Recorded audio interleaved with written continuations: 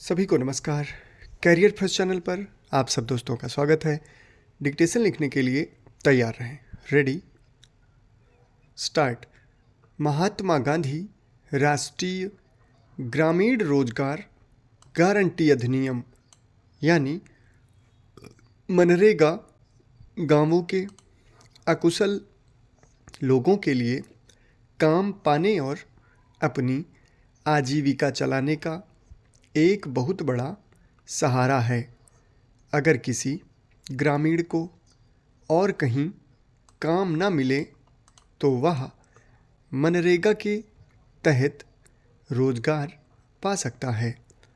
इस कानून के तहत 100 दिन के कार्य की गारंटी दी गई है। केंद्र सरकार ने अब इन कार्य दिवसों की संख्या बढ़ाकर 125 करने का फैसला किया है और इससे संबंधित विधेयक को केंद्रीय मंत्रिमंडल ने मंजूरी दे दी है, मगर इसे अब मनरेगा नहीं बल्कि पूज्य बापू ग्रामीण रोजगार योजना के नाम से जाना जाएगा। यानी अब इसके नए स्वरूप में काम की गारंटी होगी या नहीं, इसको लेकर अभी आधिकारिक रूप से स्थिति स्पष्ट नहीं है, मगर कार्य दिवसों की संख्या बढ़ाने का निर्णय देश की ग्रामीण आबादी के लिए रोजगार के लिहाज से एक महत्वपूर्ण कदम है, क्योंकि ग्रामीण इलाकों में आज भी रोजगार का अभाव है और अगर 100 दिन काम मिल भी जाए तो उसके पारिश्रमिक से घर परिवार चलाना व्यावहारिक रूप से बहुत मुश्किल है। यह दूसरी बार है जब इस कानून या योजना का नाम बदला गया है। इसे वर्ष 2005 में राष्ट्रीय ग्रामीण रोजगार गारंटी अधिनियम नरेगा के नाम से लागू किया गया था।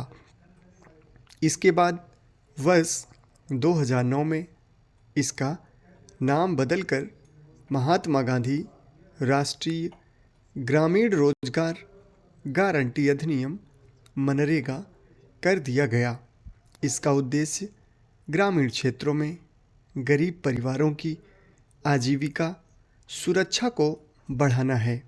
इसके तहत प्रत्येक परिवार के अकुशल सदस्यों को एक वित्तीय वर्ष में कम से कम 100 दिनों का गारंटीकृत रोजगार प्रदान करने का प्रावधान है।